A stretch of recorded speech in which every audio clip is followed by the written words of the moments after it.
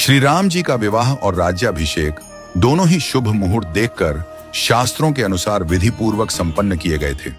फिर भी न तो उनका वैवाहिक जीवन सुखद रहा और न ही राज्याभिषेक पूर्ण हो सका।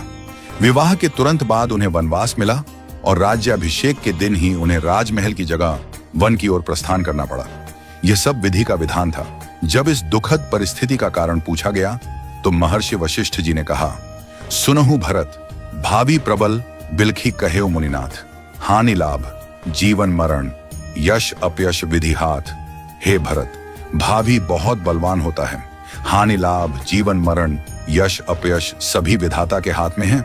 मनुष्य चाहकर भी भाग्य को नहीं बदल सकता।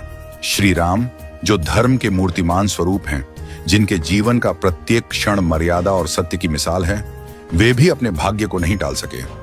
उन्हें वनवास मिला, पत्नी सीता को खोना पड़ा और अंत में उन्होंने स्वयं सरयू में जल समाधि लेकर अपनी लीला का समापन किया।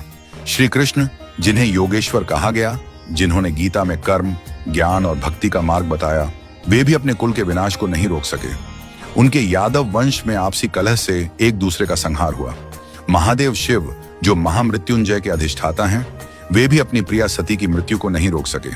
त्रिकालदर्शी होकर भी वे विधि के विधान को नहीं बदल सके।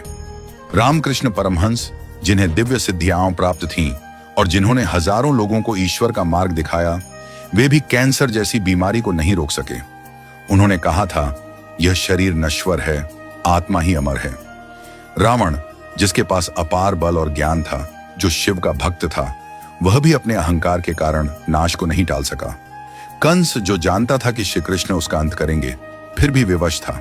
इन सभी घटनाओं से यही सिद्ध होता है कि मनुष्य अपने जन्म के साथ ही जीवन और मरण, यश और अपयश, लाभ और हानि, स्वास्थ्य और रोग, शरीर का स्वरूप, परिवार, समाज, देश और स्थान, इन सब का निर्धारण करके आता है। मनुष्य को यह भ्रम होता है कि वह सब कुछ नियंत्रित कर रहा है, लेकिन वास्तव में सब कुछ ईश्वर के संकेत से ही चलता है। इसीलिए साधक को चाहिए कि वह मन, वचन और कर्म से सहज, सरल और सदाचारी बना रहे, सदैव प्रभु का स्मरण करता रहे और अपने कर्तव्यों को श्रद्धा और निष्ठा से निभाए। मुहूर्त न जन्म के लिए तय होता है, न मृत्यु के लिए। जब जन्म और मृत्यु ही निश्चित नहीं होते, तो बाकी सब कुछ क्षणिक और अस्थायी है। केवल प्रभु का नाम ही शाश्वत सत्य है। इसलिए सदैव ईश्वरमय रहो और आत्मा को परमात्मा के निर्देशों में लीन कर दो। यही सच्चा जीवन है।